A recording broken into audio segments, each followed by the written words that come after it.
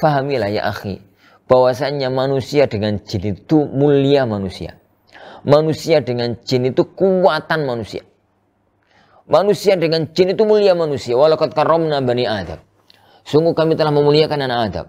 Pada waktu Nabi Allah Adam pertama kali Allah ciptakan, Allah memerintahkan malaikat dan memerintahkan jin untuk sujud hormat kepada Nabi Allah Adam. Yani alaihi, yani assalatu wassalam. Bismillahirrahmanirrahim.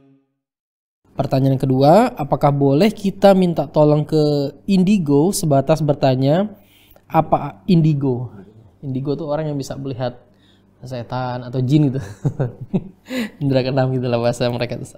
Sebatas bertanya apa ada jin di diri seorang atau tidak. Jazakumullah. Yang kedua tadi masalah apa tadi? Indigo. Ya, Ustaz. Orang yang tahu alam gaib ngono ya. Bertanya. Yang pertama, ketahuilah ya akhi, gaib itu ada dua. Gaib mutlak sama gaib nisbi. Gaib mutlak itu sesuatu yang tidak ada seorang pun yang tahu kecuali Allah. Sesuatu yang tidak ada seorang pun yang tahu kecuali Allah Subhanahu wa ta'ala. Itu gaib mutlak. Gaib nisbi itu sebenarnya bukan gaib, hanya kita nggak tahu. Itu aja. Hanya kita tidak mengetahuinya. Dan hanya kita tidak mengetahuinya. Semacam apa yang sekarang terjadi di rumahnya si Fulan di Jakarta, itu gaib menurut kita sekarang.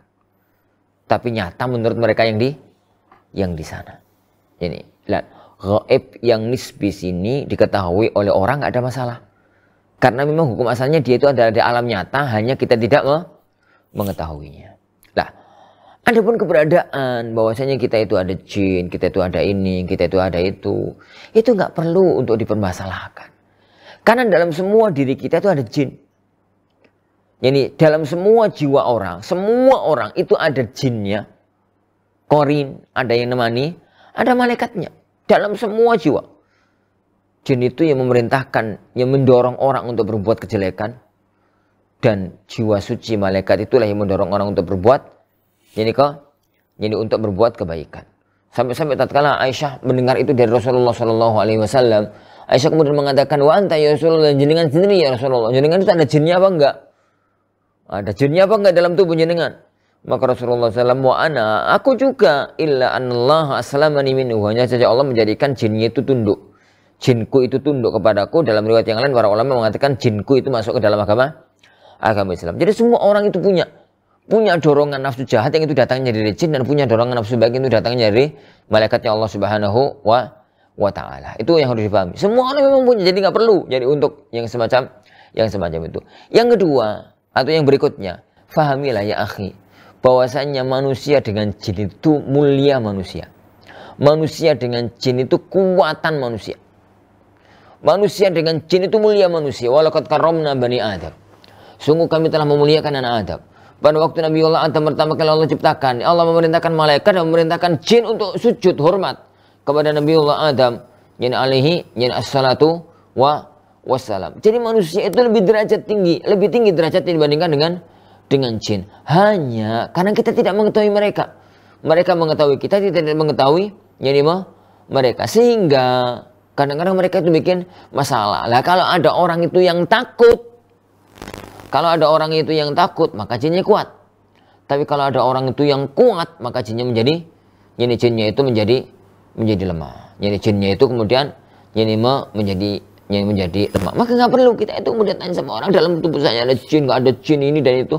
Jin itu lemah. Kalau memang kita merasa ada gangguan dalam diri kita, diruqyah, banyak membaca ayat Allah Subhanahu wa ta'ala. Di rumah kita dibacakan Al-Baqarah dan macam-macamnya, sehingga jin itu akan menghindar dan nggak betah tinggal di rumah kita. Jangan kemudian tanya kepada orang-orang yang semacam itu, apalagi dia itu mengklaim tahu ilmu gaib, tahu ini, tahu itu. Saya khawatirkan indigo itu hanya bahasa kerennya aja.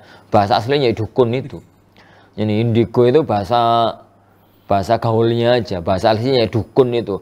Lah kalau memang ternyata dia itu adalah dukun, itu bahaya banget. Kata Rasulullah SAW, man ataka hinan aw arrafan fasaddaqahu bima yaqul, yani faqad kafara ala ma unzila ala Muhammad. Barang siapa yang mendatangi tukang dukun, tukang ramal, lalu dia tanya dan membenarkan apa yang dia sampaikan, yani maka dia itu telah kufur terhadap agamanya Muhammad. Dalam riwayat yang lain, barang siapa yang datang kepada dukun atau peramal lalu dia bertanya kepadanya, maka yakni tidak terima salatnya selama 40 hari. Lam tuqbalahu salatun arba'ina yauma. Kalau tanya tok itu 40 hari 40 malam gak diterima, tapi kalau saya meyakini dianggap kufur oleh Allah Subhanahu wa ta'ala. Wallah, itu rawan semacam itu, dan nggak perlu kita tuh tahu ono jin ono malaikat. Yang ono jin itu pasti, ono malaikat itu pasti. Yang penting kita berusaha untuk berjuang menjadi orang-orang yang baik sampai kita nanti meninggal dunia. Wallahu a'lam bishawab. Nah.